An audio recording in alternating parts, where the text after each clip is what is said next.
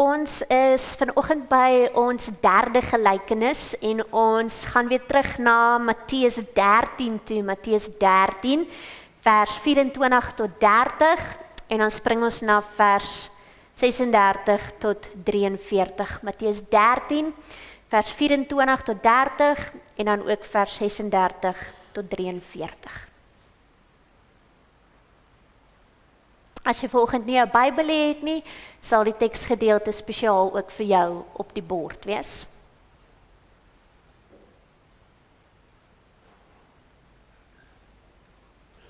Voordat ons gaan begin, kom ons word net weer so 'n oombliekie stil. Ons word bewus van die Here se teenwoordigheid en ons vra ook vir sy Gees om nou in hierdie oomblikke in ons harte te werk en ook die woord vir ons oop te breek. Kom ons bid saam. Here ons God, u woord is 'n lamp vir ons voete en die lig op ons lewenspad. En dis nou ons gebed dat u ons harte en ons gedagtes sal stil maak, sodat ons ook nou u stem duidelik sal hoor. Maak ons verstand oop, sodat ons u woord vanoggend kan verstaan en ook gehoorsaam kan wees aan dit wat u vir ons elkeen wil kom sê.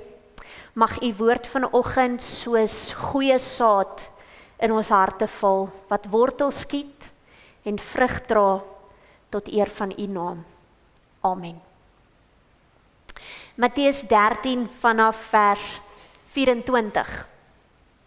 Hy, dis nou Jesus, het nog 'n gelykenis aan hulle voorgehou en gesê, die koninkryk van die hemel kan vergelyk word met 'n man wat goeie saad op sy land gesaai het.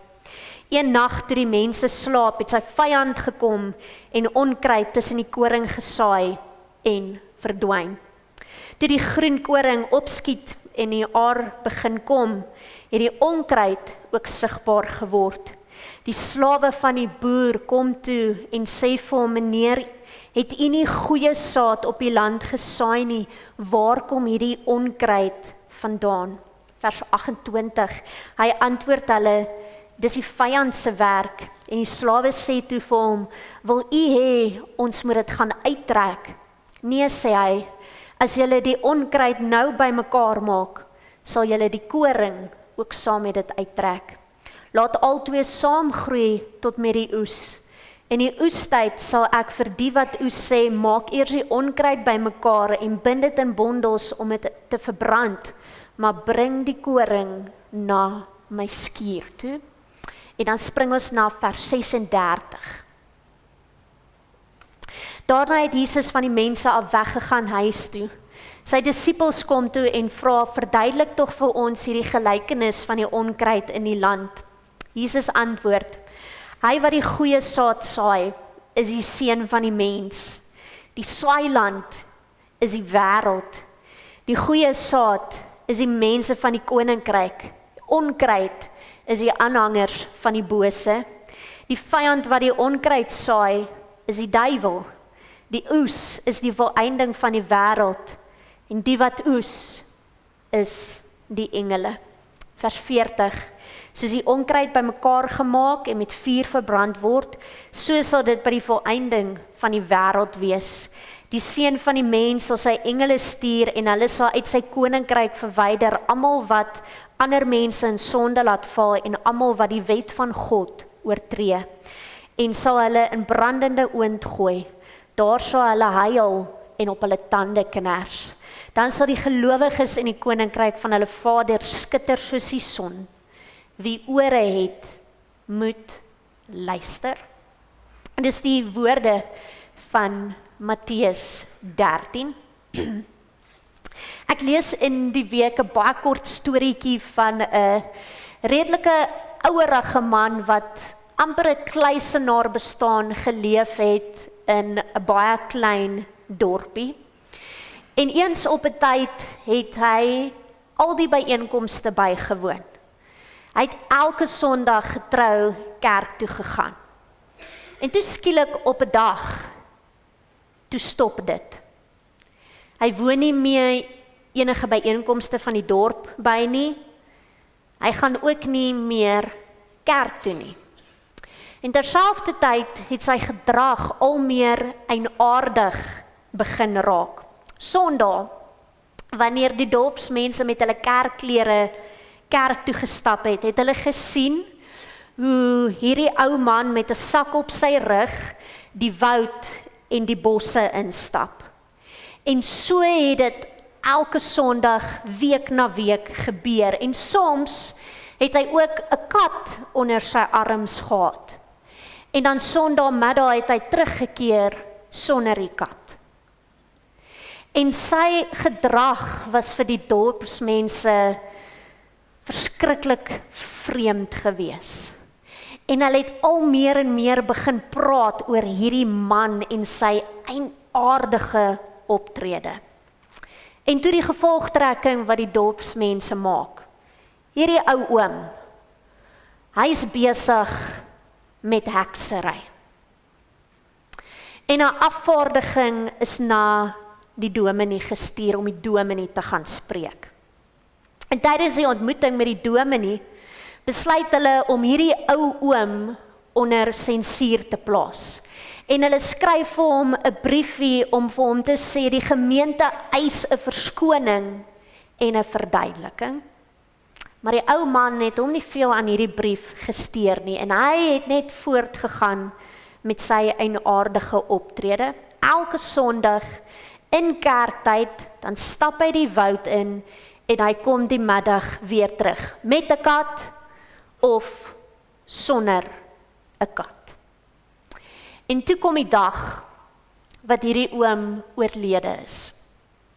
En die dominee kry in hierdie oom se huis 'n briefie wat aan die kerk gerig is en dit lees die volgende: Liewe dominee, ek vra om vergifnis vir my eienaardige gedrag. Maar as ek verduidelik het, sou mense in die dorp my vermy het en ek sal dalk verbied word om weer my dorpsmense te sien. In die woud, in die bos, het ek eendag op 'n klein groepie melaatse mense afgekom, wat geen heenkome gehad het nie. En ek het gekies om hulle te begin versorg, die evangelie aan hulle te verkondig, en ek het Sondagoggende saam met hulle kerk gehou.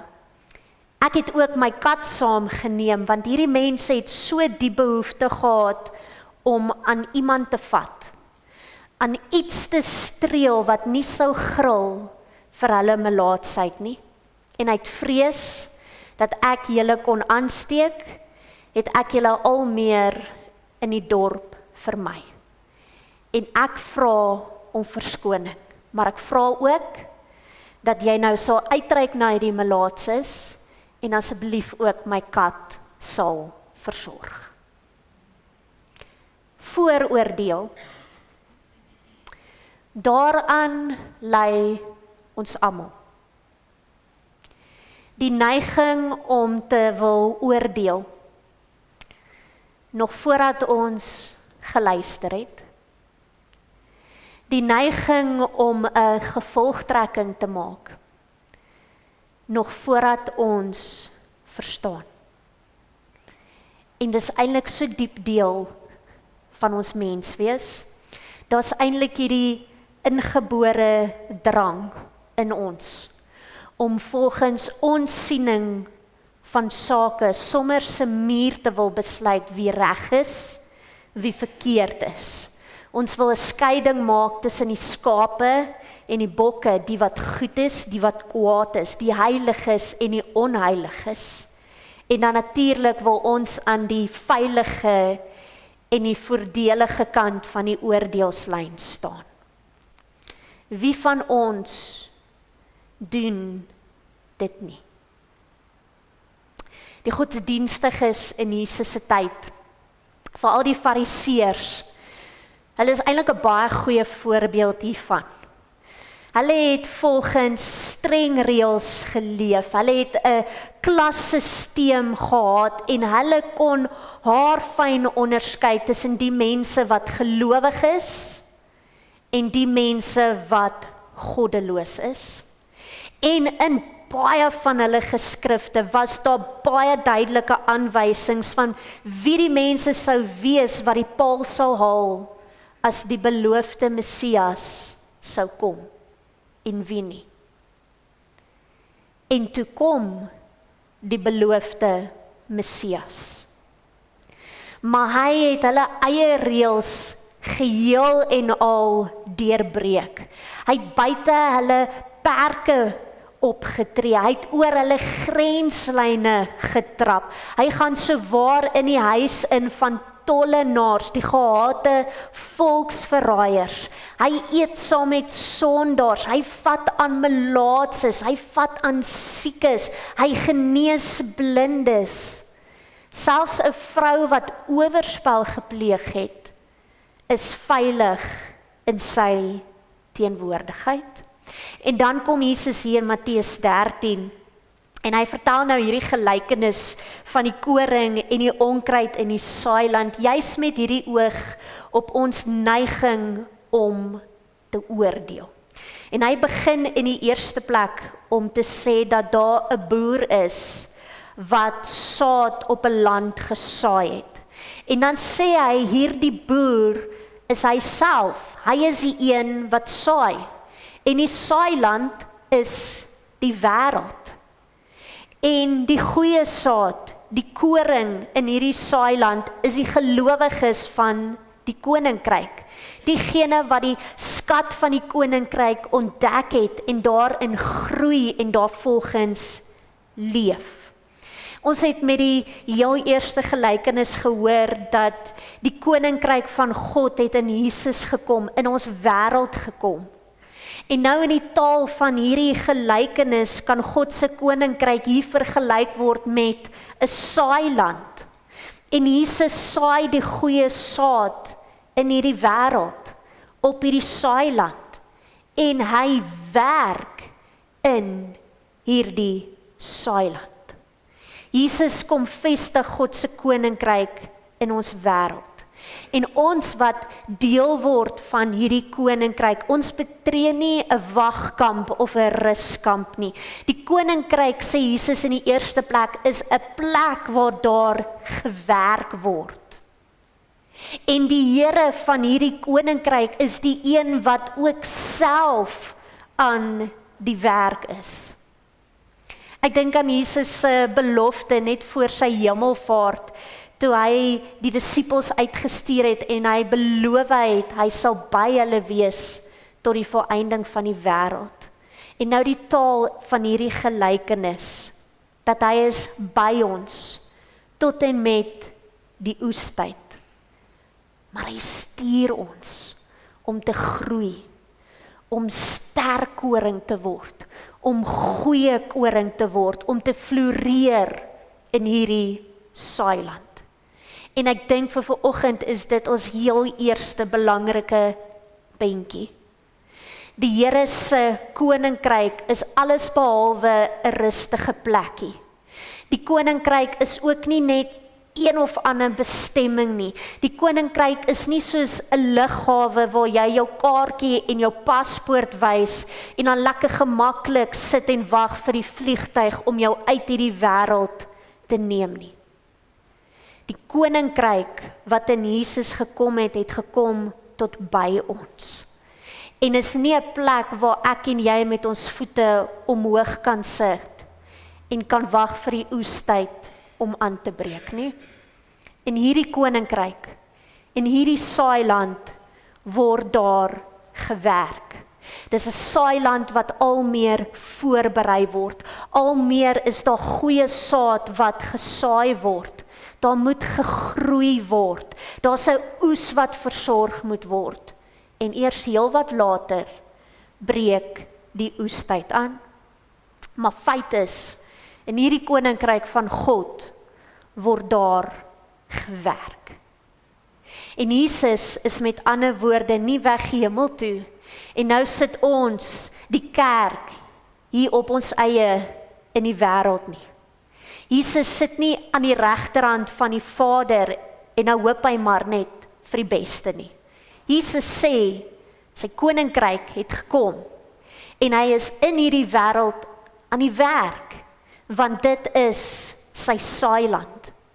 En die eerste opdrag vir jou en vir my, ons wat hierdie goeie saad ontvang het, om te groei, om sterk te word, om goeie koring te word. Maar die harde werklikheid, dat in hierdie saailand, in hierdie wêreld, is daar nie net 'n boer wat aan die werk is nie. Daar's ongelukkig ook 'n vyand wat aan die werk is in hierdie saailand. En hy saai onkruid. En hiermee verwys Jesus na die bose en die onkruid is die goddelose. Martin Luther het een keer amper so half sarkasties gesê, daar waar die Here 'n kerk opsit, kom slaan die duiwel sy pondok net langsaan op. En ons verstaan dit. Die vyand is in die werk in hierdie wêreld. Die vyand is los in hierdie wêreld. Hy saai onkruid in hierdie saailand. Hy saai onkruid tussen die goeie koring wat besig is om te groei. En as gevolg van hierdie vyand is daar onkruid waar daar eintlik net goeie koring moes gewees het. En dan lees ons, op 'n dag is daar slawe wat na hierdie boer toe kom. En die slawe is natuurlik die boer se helpers. En ek dink op grond van die res van die Nuwe Testament, dan kan ons sê dat gelowiges se roeping is om aan die een kant koring te wees, maar aan die ander kant om slawe te wees. Paulus skryf so mooi in 1 Korintiërs 3 vers 9, ons is medewerkers in diens van die Here, en julle, die wêreld, is die saailand. Aan die een kant hierdie roeping dat ons sal groei in hierdie saailand, dat ons sterk en goeie koring sal word, maar aan die ander kant, dat ons eintlik slawe is, medewerkers, dat ons ook 'n werk het om te doen in hierdie saailand. Ek en jy is gelyk koring en slawe, ons groei, ons werk, en so al groeiend werk ons in die Here se saailand. Nou kom die slawe eendag na die boer toe, en hulle verstaan nie, want hulle weet die boer het net goeie saad gesaai. Nou sien hulle, daar's ook onkruid wat opkom, en dan vra hulle in vers 26, toe die groen koring opskiet en in die aar begin kom, het die onkruid al meer sigbaar geword. Met ander woorde, hierdie koring en hierdie onkruid het eintlik die hele tyd saam gegroei. Maar niemand het hierdie onkruid gesien nie. Eers toe die koring in die aar begin kom, toe daar begin vrug kom, toe begin die slawe die verskil sien. En dan kom hulle met eintlik 'n baie billike versoek. Hulle sê, wil u hê, ons moet die onkruid uittrek. Moet ons skoonskip maak, die goed van die kwaad skei, opruim, alles regryk, uittrek. Hierdie gelykenis gee eintlik vir ons 'n baie goeie beeld van hoe God se koninkryk in ons wêreld kom. Die koninkryk van God kom terwyl koring en onkruid langs mekaar, teen mekaar groei. Die koninkryk van God kom terwyl gelowiges van die koninkryk en die goddeloses langs mekaar skouer skuur. En daarom die oproep in hierdie gelykenis om sterk te staan in hierdie onvolmaakte wêreld. Maar dan gee die boer in die derde plek 'n baie verrassende antwoord. Die boer sê vir die slawe om nie nou die onkruid uit te trek en dit bymekaar te maak nie. Laat albei groei totdat die oes kom. En nou sal enige tuinier vir jou sê, dis regtig nie 'n goeie plan nie. Onkruid en koring gaan met mekaar in 'n stryd gewikkel wees. maar die boer weet dat die koring en die onkruid veral so aan die beginstadium van hulle groei haar op haar na mekaar lyk. En 'n mens sou jou so maklik kon misgis. Jy dink jy trek die onkruid uit, maar eintlik trek jy 'n stuk koring uit. En buitendien die wortelstelsels van die twee gewasse kan eintlik so ineengestrengel raak, dat as jy die een wil uittrek, dan maak jy skade aan die ander een. Daarom, terwille van die oes, laat al twee saam groei in die saailand. En met Jesus, met hierdie gelykenis, wil Jesus eintlik kom sê, dat die kwaad, die onkruid, word nog in hierdie wêreld geduld. Terwille van die Here se saak, terwille van die Here se kerk, en terwille van die Here se koninkryk. God laat eintlik ruimte vir groei. En eintlik vir 'n verrassende ontwikkeling. Want wie weet, het Martin Luther gesê, dalk gebeur daar nog baie wonderwerke, vind daar nog baie bekerings plaas, is daar nog wedergeboortes, verander onkruid in koring. En vanoggend moet ons dalk erken, ek en jy het nie die vermoë om mense na reg te beoordeel nie. Dalk is dit wat ons soms as onkruid sien, eintlik in werklikheid 'n stukkie koring in wording. En dit wat ons as koring sien, het eintlik 'n stukkie onkruid daarin. Aan die hand van vanoggend se storie, dit wat die mense as heksery gesien het, was in werklikheid 'n persoon wat eintlik besig was om die evangelie te verkondig en goeie saad te saai. Feit is, God se koninkryk werk volgens ander standaarde, ander reëls, ander gewoontes. En 'n mens sou kon sê, hier is twee koninkryke, die koninkryk van die koring, die koninkryk van die onkruid. Maar hierdie twee koninkryke is nie altyd so onderskeibaar vir ons nie. En soms maak ons foute. Ons dink soos die slawe. Ons sien onkruid. Ons weet in ons oë is dit onkruid. Ons wil dit net uittrek. Ons wil dit net uitroei. En hierdie week dink ek aan die verhaal van Lukas 9. Jakobus en Johannes, die seuns van die donder. Toe 'n Samaritaanse dorpie vir Jesus weggewys het en sy disippels weggewys het, wou hulle net 4 afbid op hierdie stad. En toe wys Jesus hulle tereg en sê vir hulle, dis nou nie 4 tyd nie, dis nou genadetyd. Die feit dat onkruid aan die groei is, die feit dat daar 'n vyand in hierdie wêreld aan die werk is, in hierdie saailand aan die werk is, moet ons nie laat twyfel aan die werklikheid van God se regering, sy mag, sy krag en die werk wat hy in hierdie wêreld kan en wil doen nie. God se koninkryk is hier. Hy is aan die werk hier. Al lyk dit nie altyd vir ons so nie. Al sien ons nie so baie daarvan soos ons wil nie. Maar Jesus sê, God se koninkryk is hier en hy is aan die werk. En in hierdie koninkryk word daar nou met genade geboer. Daar word met geduld geboer.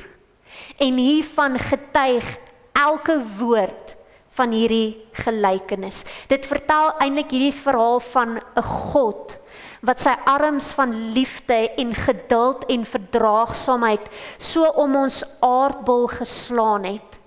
Wat die son laat opkom oor die goeies en die slegtes, wat sy reën laat val oor die wat reg doen en die wat verkeerd doen. Want dis 'n God wat soveel dieper kan kyk as wat ek en jy met ons oogklappe en ons tunnelvisie kan sien. Dis 'n God wat tot diep in die mens se hart kan sien.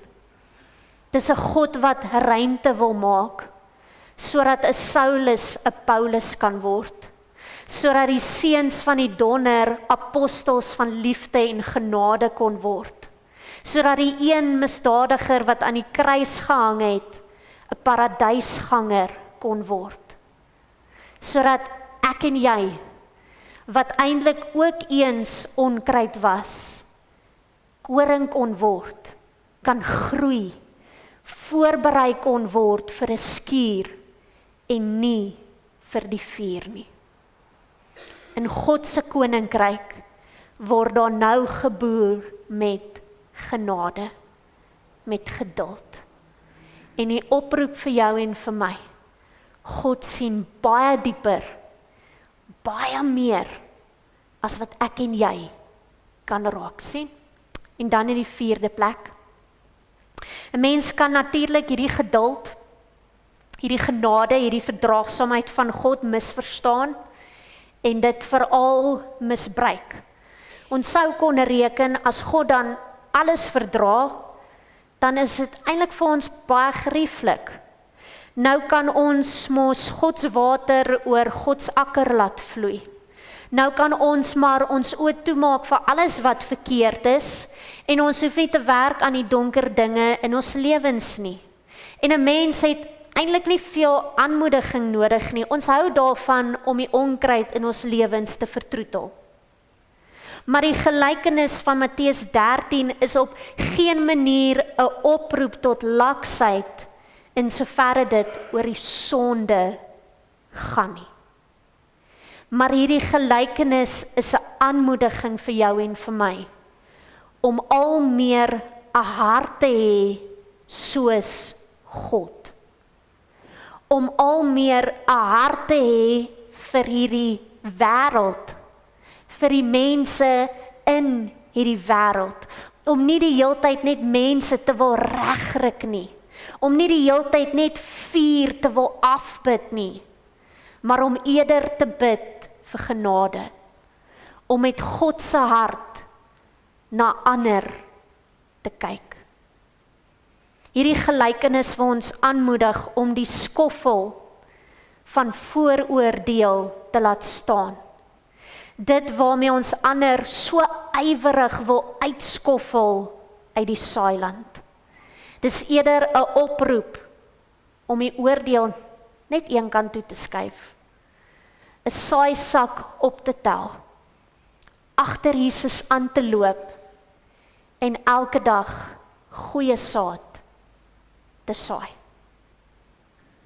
Matteus 7 vers 1 sê, moenie oordeel nie,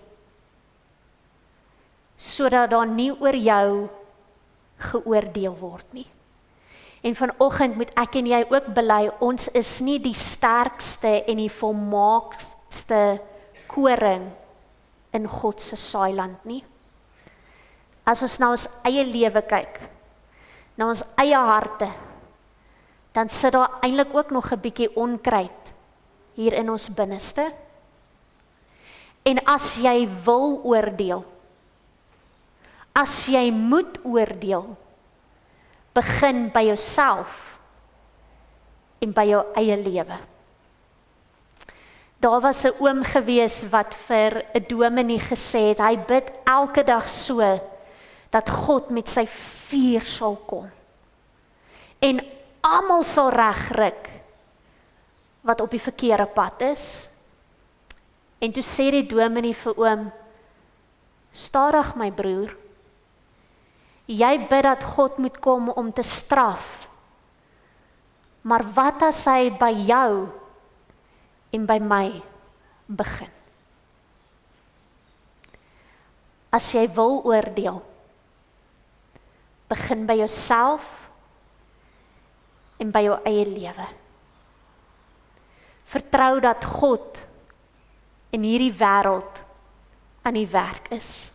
En feit is, God sal oordeel. Dit sê die gelykenis.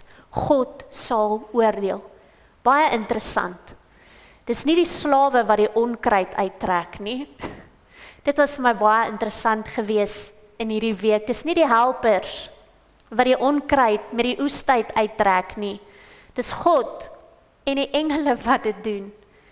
Dis nie ons werk om die onkruid uit die saailand uit te trek nie. Dis ons werk om te groei en om die goeie saad te saai en die oordeel te los vir God, want God en sy engele sal sorg. Matteus 13 sê, daar gaan 'n oesdag kom. Nie die 23ste September nie. Nie die 24ste September nie. Ons gaan nog ergens in hierdie jaar bietjie moet praat oor die wederkoms en die wegraping en dit. So dis 'n preektema vir later, maar ek sien op sosiale media almal maak reg vir die 23ste September en almal maak reg vir die 24ste September en ons baie mense wat baie seker is dat die Here Dinsdag of Woensdag gaan kom. Feit is, ek en jy weet nie wanneer die Here kom nie. Maar Matteus 13 sê, ons leef met 'n verwagting dat hy gaan kom. Hy gaan. Daar gaan 'n afsnypunt wees. Daar gaan 'n dag kom wat die koring en die onkruid geskei gaan word. Ons leef met 'n verwagting dat die Here gaan kom. Maar die oproep vir jou en my om nie die onkruid te probeer uittrek nie, maar om met 'n genadehart te leef. Om na God se genadehart te luister. Die onkruid is God se werk. God is in hierdie wêreld aan die werk. En wie weet, in hoeveel stukkies onkruid is God reeds aan die werk. Ek en jy kan dit dalk net nog nie sien nie. Maar God is aan die werk. Ek wil afsluit met die woorde van 2 Petrus 3 vers 9 wat sê, die Here stel nie die vervulling van sy belofte uit nie. Al is daar mense wat so dink. Nee, hy is geduldig met ons, omdat hy nie wil hê iemand moet verlore gaan nie. Hy wil hê mense moet hulle bekeer. En dis die hart waarmee ek en jy ook in hierdie saailand moet leef. Amen. Kom ons bid saam. Here ons God, U het ons vanoggend geleer dat U in hierdie wêreld aan die werk is. Dat U ook die een is wat die oes bepaal. Ons bely vanoggend, Here, dat ons soms so ongeduldig is, dat ons self wil uitroei, self wil uittrek, self wil oordeel. Maar eintlik is U die een wat ons roep om getrou te leef, om met 'n genadehart te leef, om te groei in U koninkryk.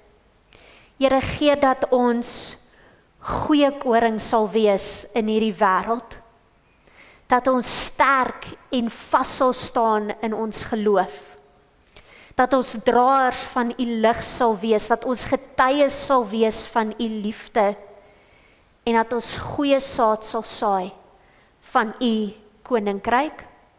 Help ons om deur U Gees sterk te staan in hierdie wêreld. Help ons om deur U Gees te groei, sodat ons al dieper sal groei in ons verhouding met U. Hou ons vas, Here. Hou ons elkeen vas tot daardie dag wat U ons elkeen gaan kom haal. In Jesus se naam vra ons dit. Amen.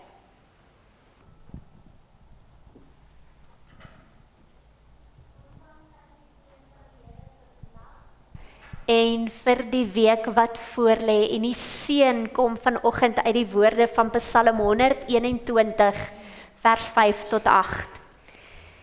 Die Here jou God is jou beskermer.